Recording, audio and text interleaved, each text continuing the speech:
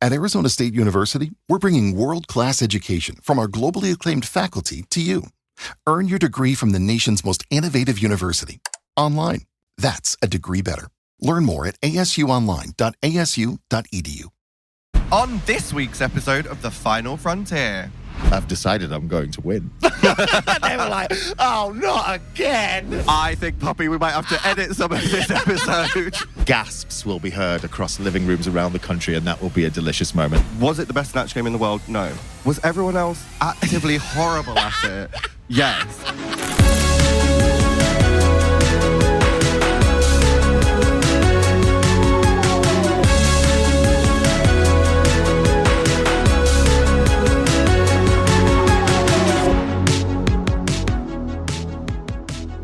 Start podcast. Hello, Ginger. Hello, how are you? I'm good, thank you. How are you? Yeah, I'm all right, I'm doing well. Good. Welcome to my home. Thank you for joining me. It's gorgeous. I love what you've done with the shower. Yeah, it Really. is. I've maintained, producer Poppy, I have maintained this as a shower curtain. She denies all charges. It's like a really glamorous wet room in a hotel. It is. Yeah. Quite like seductive sauna energy. Maybe not that. I'm not getting that vibe, but you hold space for that if you want to. Yeah, you do you. Very that. Love this. Love her. Love Thank the frills. you. Love the kitties. It turns out it's actually pajamas. I So thought it was. I did. Okay, show me up immediately. I got it at a sample sale, Okay. which was like rails and rails and rails of nonsense. Mhm. And then when I got the stuff to the thing, they had a big list of the prices on the wall. And they're Okay. going through my bag and they're like, okay, so you've got 2 T-shirts and you've got 1 pair of trousers and 1 set of pajamas. And I was like, they're like, yeah, pajamas. This is not bedtime attire. You just thought it was a This blouse. is for going out on the town attire, no? I mean, I do love it. There's a butt in there. But I do love it, but it is pajamas. Okay, fine. Well, who it's- cares? It's the sort of like Victorian. Is it a Victorian collar? I don't know. It just satisfies the sissy inside me. I love it, and the leopard print elements as well. Thank you so much. Big fan of that. Before you joined us, listeners, and on camera, Hello, we hi. were just having a full gossip about the traitors. Please, let's carry on. What are you thinking about the new series? I have absolutely loved this series. Mhm. I think it's been really, really fab. I love that. How do I say this without saying something? Without sounding like a horrible person. Oh, you feel free. I've got a lot of thoughts, so I Okay. will sound like a horrible person. I feel like the intelligence level on the series has been much higher this year. I feel like we've had a lot of people who have a lot of skills that are adept within the game Mhm. and are really focused on it and really going into it. Sometimes by this point in the game, you're kind of left with the dregs because let's be real, the format supports people who really aren't that engaged in the game because they're Yeah. the dangerous ones. Yeah, absolutely. But now we're sort of nearing the end of this one. We've still got some quite dangerous people in the room as far as engaging with the game. So that's been really exciting. Can I respectfully disagree with that? Yes, absolutely. I think this is the least intelligent group of people Do we've you? ever had on the Traitors.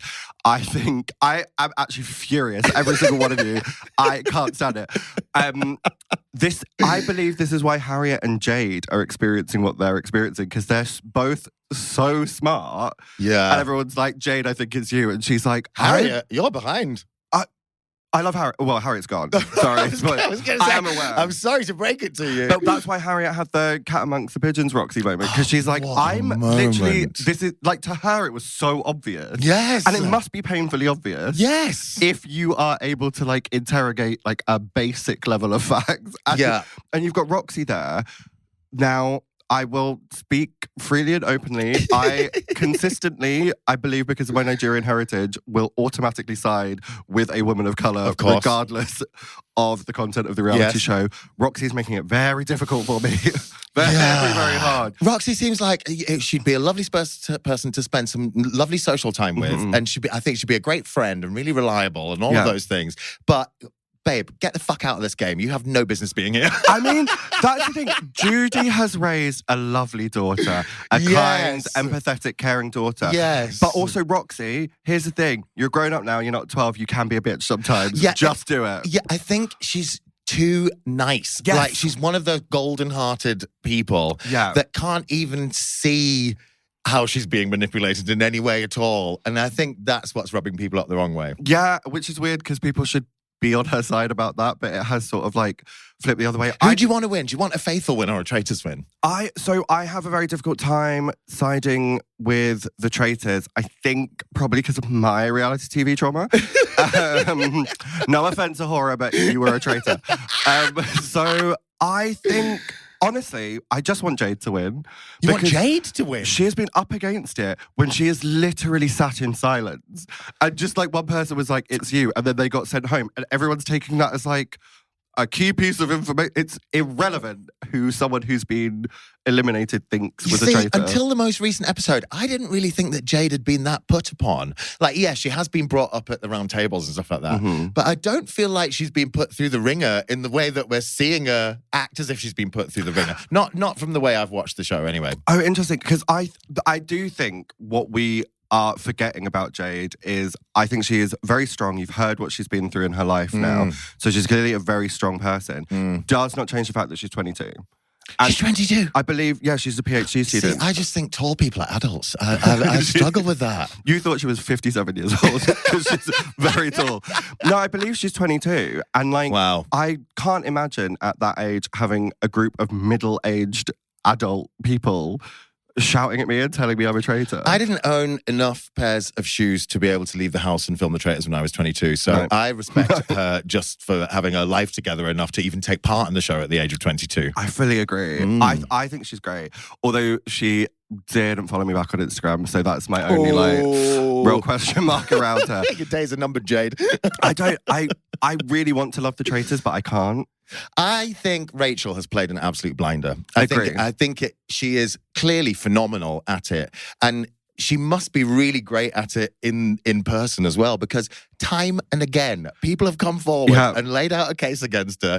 They've been proven to be faithful, so it must be something that they really thought. And time and again, they just have a blind spot about her. Completely. Why? Sorry, I'm getting heated now. Stephen cannot tell a lie without turning the colour of a lobster. How has nobody noticed this? I think there is something about someone who has what I call Clapham gay energy. That means that... Stop. Talk me through Clapham gay energy. We need the breakdown of this. What is Clapham gay energy? Clapham gay energy is usually a Caucasian gay man with a Pure Gym membership. Right, who yes. loves to go to the Two Brewers and mysteriously in the last, I would say 3 to 5 years, has grown a moustache. Yes. Focused on trends that are appropriate for people 15 years their junior, like that kind of... How old is Stephen? Stephen's young, isn't he? No, Stephen's like mid-30s. What, and you think he dresses too young for himself? No. Okay. I think his clothes are fab. I think his clothes are... I was just describing Clapham gays in general, oh, right. not Stephen Sorry. specifically. So you were saying you think he's using Clapham gay privilege to get by? I think so, yeah. Right. Because there is something like in... I think it's kind of... We saw a little bit of it with Alan Carr, who was a very obvious traitor in his behaviour, but there is something in the like... Oh, the gays, that gets us a little bit of extra forgiveness in that kind of situation, coupled with the fact that he is, by conventional and quite boring standards, handsome. I say that as a brown. I find that annoying. So I think, Poppy, we might have to edit some of this episode. Oops. You just put me at ease too. Rachel I get, because remember last series we had... the diva who was a traitor who was specifically doing a Welsh accent because it is more friendly and people forgive it more. So Rachel's got that kind of slightly more motherly. But she is actually Northern Irish. Oh, is she Irish? She's Irish, isn't she? Gag, I thought she was Welsh. What happened? No, she's Northern Irish. Me saying that the traitors are stupid and I can't differentiate between an Irish person. Am I going to and a reveal Welsh that I'm person? stupid now? No, I'm pretty sure she's Northern Irish. No, she is. Is she? Yes. She is. You're right, I'm wrong. Yeah. Glad we got that sorted. Yeah. But I do think that kind of like the Celtic lilt does sort Yes. of get you some favours. She's going to eat Stephen alive at the end. I think pray. even if they both get there to the end, she will stab him. It's going to happen, and gasps will be heard across living rooms around the country, and that will be a delicious moment. I think Rachel really, really deserves to win this year. I think she's played an absolute blinder. She's managed to hypnotize these people into not realizing that she is masterminding this whole thing. Which is wild. Yeah, it's great. It's all that FBI training. What is that? What former FBI agent is just chilling in Northern Ireland, apparently, not Wales? I'm imagining it's on Zoom. I'm imagining it's a Zoom seminar. I don't know. Maybe. I haven't fully fleshed out the scenario in my head, but that's what I'm imagining. I'm imagining she's maybe found sort of some nondescript advert in the back of a newspaper that's like a silhouette of somebody in a long Mac with glasses holding a newspaper up like this that says, "Do you want to read people?" I love that. Yeah. I hope it's something like that. Did you segue? Did you have any like professional coaching when you did MasterChef? No. You didn't have like a Gordon Ramsay on Zoom? No, not at all. I used YouTube and TikTok. No way. I wasn't much of a cook Very before modern. I started MasterChef at all, really. I could feed myself, and I knew what I was doing, basically, you know. But, you know, probably the same as you, I'm not really at home very much. Yeah. So I don't spend a lot of time cooking. And then in the pandemic, I didn't want to go to the supermarket and breathe in everybody's bugs. So I got HelloFresh. And Not sponsored. No, I got a meal box delivery service. And I sort of learned a few more basics from that, you know, how some basic sauces and that kind of thing. But when I first went to MasterChef, I did not think I was going to do very well at all. I thought if I was really lucky, I'd go in, I'd crack a couple of jokes, crack a few eggs, maybe drop a cake on the floor, scream at the ceiling, and go home with my tail between my legs, and that would be an end to it.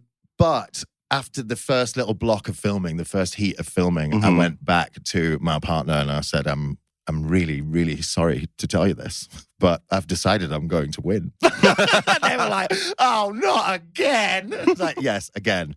And then I just absolutely crammed it. I just really, really went for it. Taught myself to make pasta, taught myself to make bread, taught myself to butcher a chicken and a fish and all of that kind of stuff. I just locked in because the delicious idea of winning 2 on the bounce it was just too much. It's too much for me to pass up. So I had to do it. I feel like that is something that I can attest to as both a Drag Race loser and a Drag Race winner, is that it actually kind of is a decision.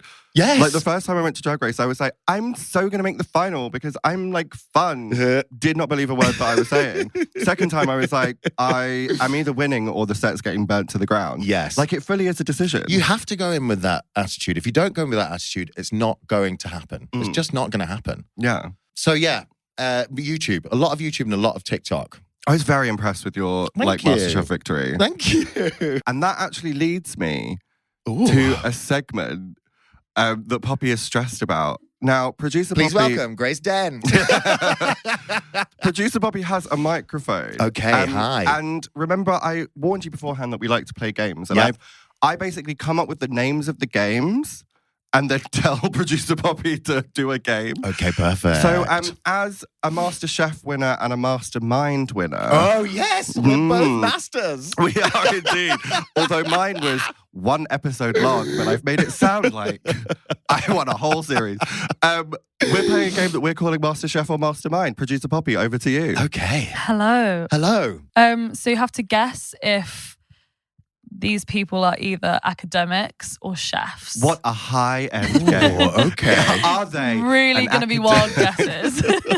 And how does it work? Are we taking turns, or is it quick fire, or what way? I love that you've turned this into a way for you to win. Yes. Another thing. Well, what is a game if not a competition? Excuse me. I mean, we're competing. You can compete rather we come than up with- work as a team. I Yeah. feel like we should come up with a buzz- Let's work as a team. Okay, then it can be a joint victory. Let's work as a team. Then there's no It's fighting. us versus you, babe. I'm sorry. Fair enough. We're going to win. That's fine. Okay. Okay, the first one is Harold McGee. Oh, are we going to get McGee. names with food in them? Is this why? No. Oh. I love, you went for like the clarified butter. Love that. These are real people. McGee. Silly name, Harold. Very silly. I'm not I'm not getting any flavor. No. And Harold feels like very... Yes, You know? it's giving textbook, not cookbook. That's what we should have called. That's what we should call it. Shall we roll this Yeah. back? Textbook We're or playing cookbook. textbook or cookbook. Should we say textbook? Yeah, let's go with that. Also, should we hire Ginger as a producer? I think we should. Take my 'Cause job. that would be great. Take my job. He is an academic. Yes, we did it. That's 1 Great. point Okay, on the fab, board. fab. He writes Editor Richard, about can we get points on screen? Thank you. he writes about the chemistry behind his craft. I don't know what his craft is because That's no, you didn't need to. it You didn't, didn't need to that's know. all you need to know. But if you want to research Harold McGee at home, feel free. Okay, let's go with Michael Pollan. Pollen. Michael. Is it 1L? Double L. Double L. A-N. A-N. Pollen. Michael Pollan. I weirdly feel like that is a recognizable name. It's either very generic or I feel like I've heard that name. It's giving biology, natural sciences. It's very... But is that, are we being tricked? I feel like I instantly thought academic as well. Yeah. But I feel like political academia. I don't know why. Okay. I'm happy to go with you on that. I have no feeling about this. Either way we're going. My rod's on turning in either direction. No, very Matty from the Traitors. Is it Matty? No, who's the one who's a ghost hunter? Who cares? He's dead. Yeah, that's fab. We're going academic. You're correct. Yeah, we're doing very well. This is What great. kind of academia? He's an influential thinker on systems, ethics, and practice. Okay, Yeah. I So- feel... Yeah, definitely, Yeah. definitely felt that. Yeah. I've spent that whole time workshopping like another version of this game, and all I got to was academia or macadamia. but- Oh, right. Not Are they an the- academic or are they nuts? Yeah, very nice. Okay, the next one is Alice Waters. Alice Walters sounds like she could make a delicious fish dish. Yeah. That feels. I know we're not supposed to say fish, but that feels. That feels like food to me. Yeah, she feels gentle. I would trust someone called Alice Walters to make me something delicious to eat. It feels like old school, sort of like she feels like 60s. Yes. vibes. Yeah, maybe the dishes in the restaurant are a little bit dirty. Don't sue me. I'm making it up. You know, like I feel like the restaurant is rough around the edges. Yeah. But you know, Alice's Dover sole is famous across Cornwall. Love a Dover sole. What do you moment. think? I am vegan. I agree with you. Do you remember the two fat ladies? Do I? Yeah, iconic. I'm slowly becoming one of them. I'm working my way into a sidecar. That's the ultimate career goal. They were iconic. Yeah. But they used to have bright red nails and Yeah. very long nails, and I would always watch and be like, this cannot be hygienic. We're going chef. Yes, we are. You are correct. 3 for 3. How many are there? Just so we know, we're at 100% right now. Yeah, should we do out of 5? Best out of 5? Yeah, best of Yeah. 5. Why not stop at 3 and we can? Yeah. Yeah, exactly. 2 more. Okay. Okay. The next one is Judith Butler. That's an academic. Food. Oh, Judith Butler, are you kidding me? wait, is she famous academic? Incredibly famous. She's definitely an academic and we'll take the point. She's an academic in philosophy and gender studies, an American feminist and queer philosopher. If it helps, I thought she was a chef. So you are doing better than I am. Okay, Angela Duckworth. Duck, chef. Duckworth. Like Vera. Vera Jack and Vera. Duckworth. Yeah. Angela Duckworth. Angela, there are some great chef Angelas. We've got Angela Hartnett, absolute Yeah. icon.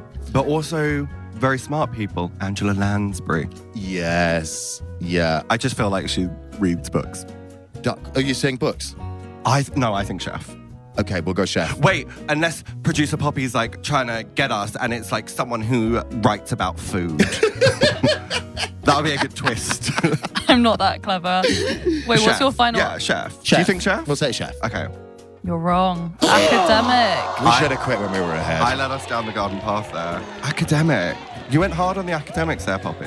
Yeah, wait, are we done? Yeah. Yeah, We, okay, cool. Oh, yeah. we won. Okay, you won. Yay. Well done. We Woo! did it. I earned my degree online at Arizona State University. I chose to get my degree at ASU because I knew that I'd get a quality education, they were recognized for excellence, and that I would be prepared for the workforce upon graduating. To be associated with ASU, both as a student and alum, it makes me extremely proud, and having experienced the program, I know now that I'm set up for success. Learn more at asuonline.asu.edu.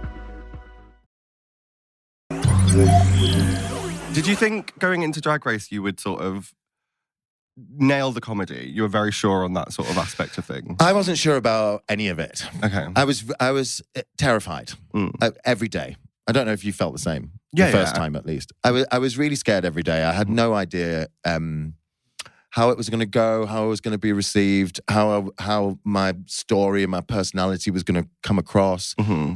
It's really scary, and I think a lot of the people that watch the show don't quite understand just how scary it is to go and do it. Because I realized this when I did MasterChef, because that competition was really, really fun.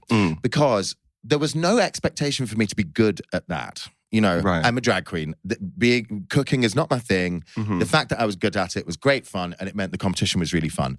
When you go on Drag Race, you are nailing your colors to the mast and saying, I think I'm good at this. And in fact, I think I'm probably better than 10 or 11 other people in this room at this. Yeah. And then if you're not that can rock your world a little bit. And it can also rock your career a little bit. Because if you do really badly, then, you know, it can ruin stuff for you, especially if you're quite established, as I was. I've been doing it for a long time, and I was, you know, established within the scene. So if it had gone really badly, it might have felt like a disaster for me. So I thought I'd be fine with the comedy and acting stuff because, you know, that was my bread and butter. But in the end up, most of the challenges that we did were things that I had done as a job before. You know, like today you're going to be in a panto. Yeah, I've done that before. Today you're going to do a stand-up set. Yeah, I've been paid to do that before. Today you're going to make an outfit. Yeah, I make outfits. So, it kind of worked out okay. Yeah. I mean, relatable, but like completely in the opposite direction. Because when I did season 2, the stuff that I was good at in the real world was the stuff that I completely failed at. I mean, sewing aside, still not my thing. But like my drag started in a 3-piece drag girl group. Right. Bottom 2 for a girl group challenge, which was also Eurovision themed, which hurt even more. Yeah. And then Snatch Game eliminated. So like the things that I was like so certain about just totally went wrong. And but that's you're not yourself anxiety. when you're in that big pink box. No. You're not the person you are on the outside world. No. Because you're carrying all of this expectation that you have of yourself. And also this expectation, in my case anyway, that you've invented that everybody around you is going to be so disappointed in you and never speak to you again unless you're brilliant on this TV show. You're carrying that as well. Yeah. You also probably haven't had much sleep in about a month because that's how long you've had to get ready to do it. You've maxed your overdraft. You don't know how the rent payment is going to come out of your bank account while you're at Drag Race because you've spent every single penny that you have to try and get there. You know, so you got to cut yourself some slack on anything that happens in that room and beyond. You know, because you're not yourself. For sure. It's a massive anxiety thing. One thing that I'm going to say that is probably like really controversial, and I would like to know how you feel about it as someone who won off the bat, like straight away, is that I think, I can't attest to international versions, I can only speak about the UK version.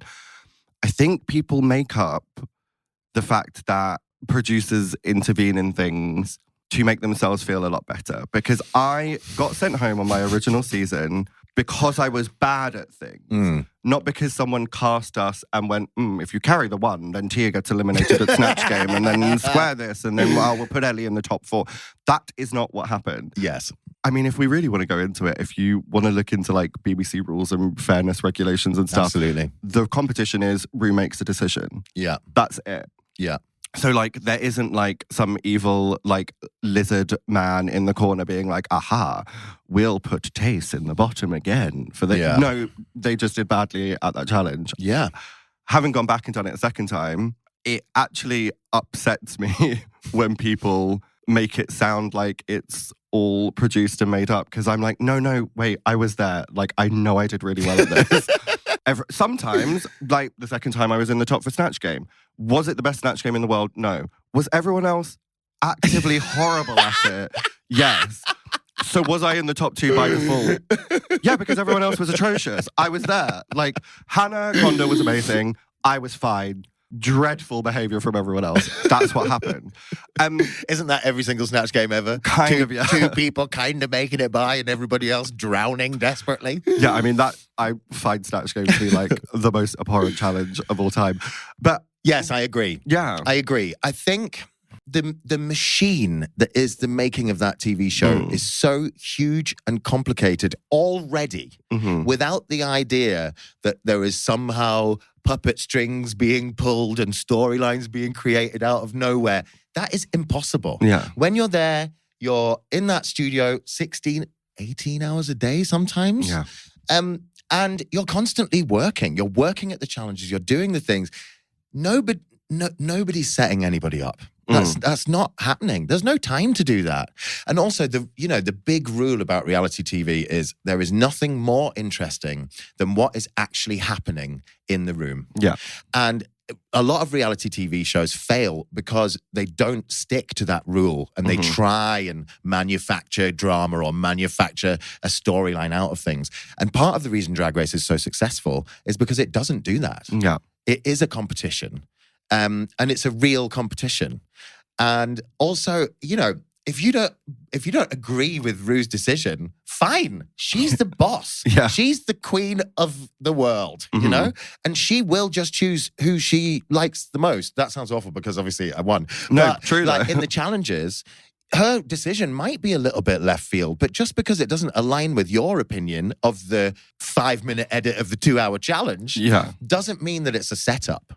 You know, that's not how it goes.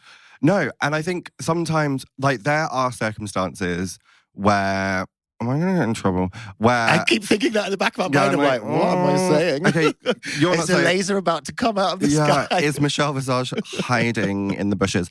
I'm saying this, you're not saying this. There are occasions where, for example, you might be in the bottom two, well, I might be in the bottom two.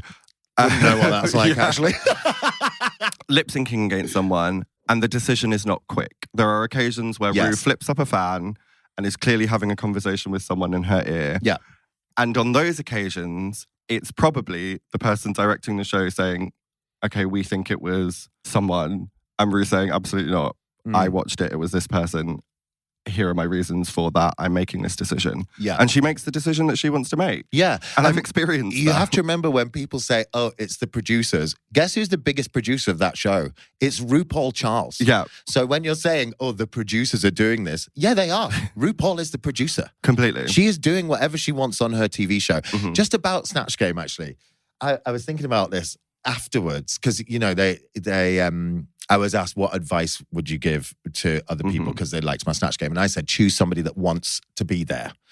Because there's nothing harder than working against the game in the first place. Yeah. You're in an improvisational situation with RuPaul, so you're yes-anding RuPaul. If your whole character is, I don't know what I'm doing, I don't want to be here, I'm stupid, I'm drunk, or whatever those things are, you are fighting the game that you're playing. Yes. The second piece of advice I would now give in hindsight is choose somebody that a 65-year-old transvestite from America will know who it is. I always say that 65-year-old bald man makes all the decisions. Yes. Cater to him. Yeah. If Rue has no idea who you're playing on the Snatch Game, pack your bags. It's over. It's over. She needs to be able to have material to work with you, and she needs to be in on the joke with you. You know? So that would be another piece of advice I would give to anybody going there. I totally agree with that. And especially I'm not the best impressionist, so I knew I was going to go abstract the second time around with my choices.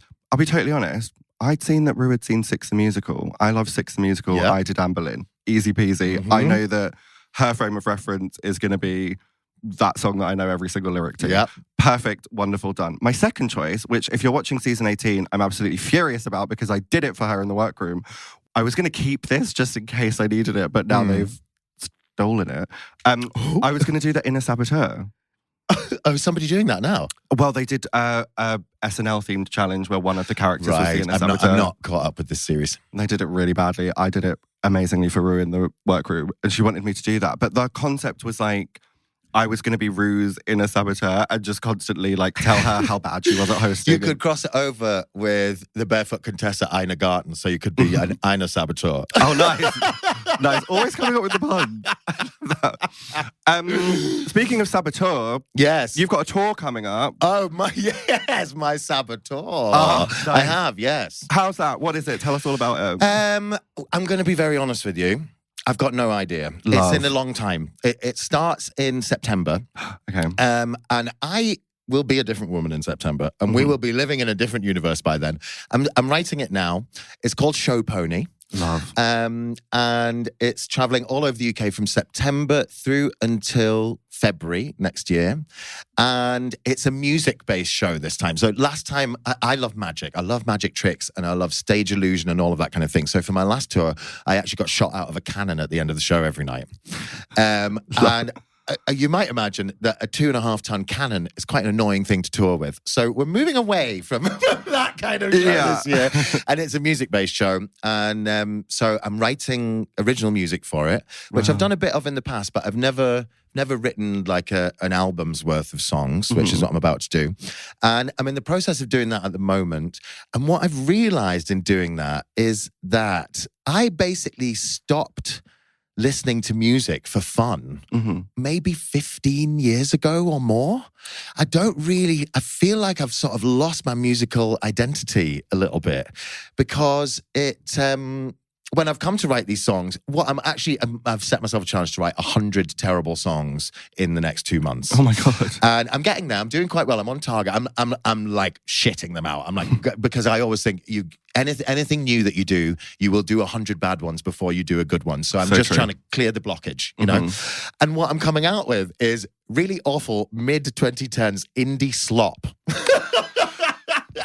I fully understand, yeah. Kasabian tribute act, that kind of thing, which was really the last time I was actually engaging in popular music, because that's when I was a student and, that kind of thing. So I'm going through a bit of a crisis of identity with that and working out like, God, what music do I want to write? Because the music that I do listen to is, I love jazz and I love experimental jazz that sound like somebody kicking a kitchen down a flight of stairs. That's my kind of music. Yeah. And I listen to it when I'm in exactly the right mood and when that's something that I need. But because I spend most of my days writing scripts or making things or in meetings or rehearsals or whatever, when it gets to the end of the day, when you would think I might get my little record player out and play some nice records, actually, I just want every single person in the world to shut the fuck up for a couple of hours before I go to bed.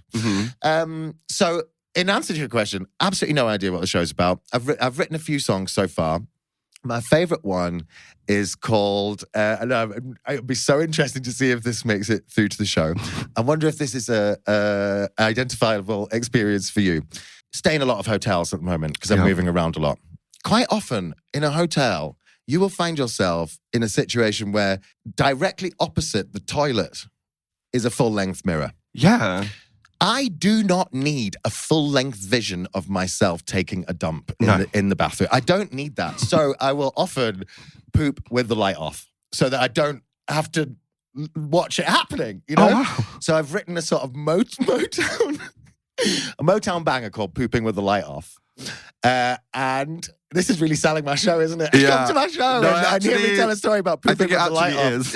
Yeah. So that's where my mind's at the moment. Okay. That with so much relatable content in that, I love it. It sounds right up my street. But you write music, don't you? Yes. Are you somebody that listens to a lot of music? No. So how did you do it? Help me. It's the same thing. So I had truly one of the worst performing experiences of my life, not the actual show, but like the experience and the existential dread beforehand, is I think a couple of years ago, we're in roughly the same age bracket. So a couple of years ago, I did like a freshers week. Wow. And I sort of sing live. And I got there and was talking to the organizer. And I suddenly went, oh my God, like the music that I'm performing is like Little Mix and stuff. Like they won't know any of this music. And the organizer of the event, without missing a beat, went, no, they'll know like Little Mix and the Spice Girls because it's what their parents listen to.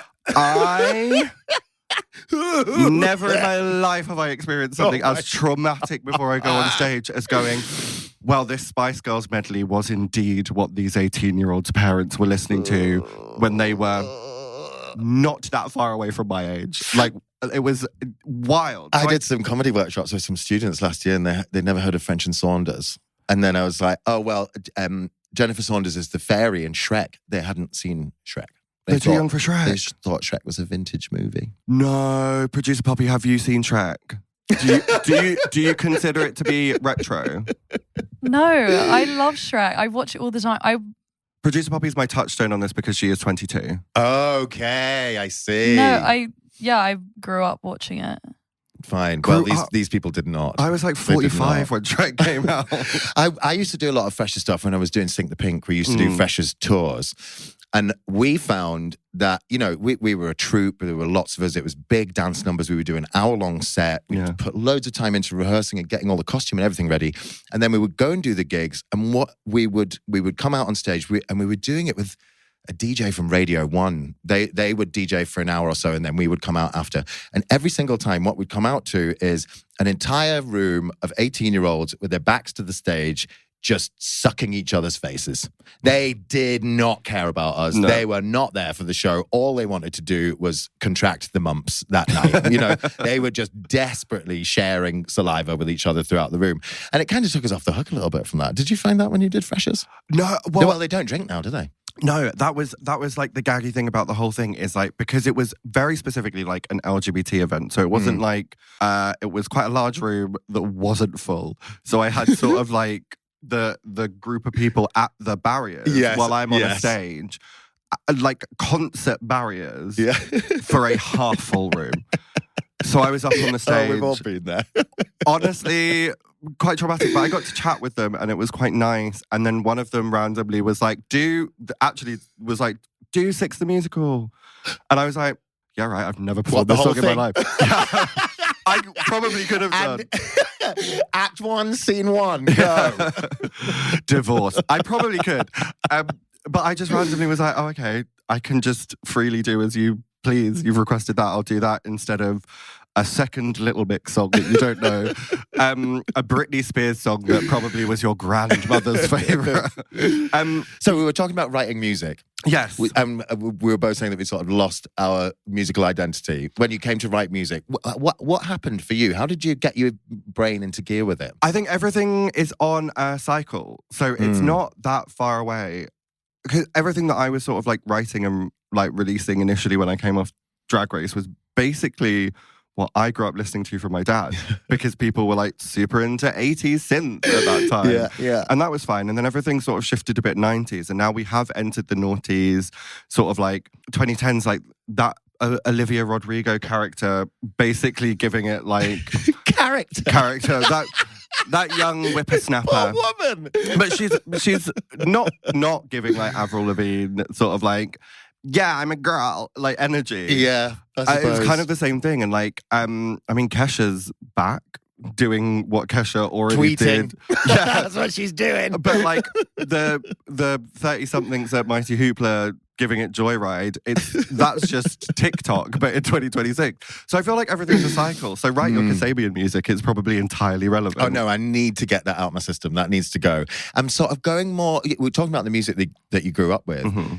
The music that I grew up with from my parents was soul music from the 60s and 70s. So it's like Percy Sledge and Aretha Franklin and Nina Simone and all of that kind of stuff. So in a way, that is my childhood music. I think a lot of people so I don't really know much about Madonna, and I've never really listened to Madonna. And I have a theory that most gay men get Madonna from their mother. It's like handed down, like eye color, or something like that. And that would never happen to me. My Madonna is Aretha Franklin. I know every single word of every single Aretha Franklin song that has ever been recorded. Wow. So I'm trying in a non-appropriative way to reference that music that I grew up with and see if I can create something out of that. That makes total sense to me, because my version of that is David Bowie and Blondie. Fab. So like, I don't really have like a prayer as like a frame of reference for myself. Is it that this apparent shared music gay culture that we're all supposed to have, is it that that's actually a sham and that none of us have that? Or is it that we are weird? I think we're weird, aren't we? No. I think we are weird in the sense of like not succumbing to the like hive mind. That's the weird part. But I think probably it's quite a normal, common experience. Like I don't think we came out of the womb obsessed with Kylie Minogue. I think that is like a learned Speak for yourself. behavior. And it is that like sense of community and bringing people together that you sort of like start to share like common interests and stuff, and it just becomes a wider meme. I've just never really... Nightclubs is not my thing. It never has been. And I've never been able to really engage with the music in a nightclub either. It's like it always sort of felt like a necessary evil. Yeah. And I think I actually really started doing drag because I knew I had to go out to clubs to meet people and have a social life and, you know, actualize as a queer person. But I needed something to do because I didn't want to dance to the music.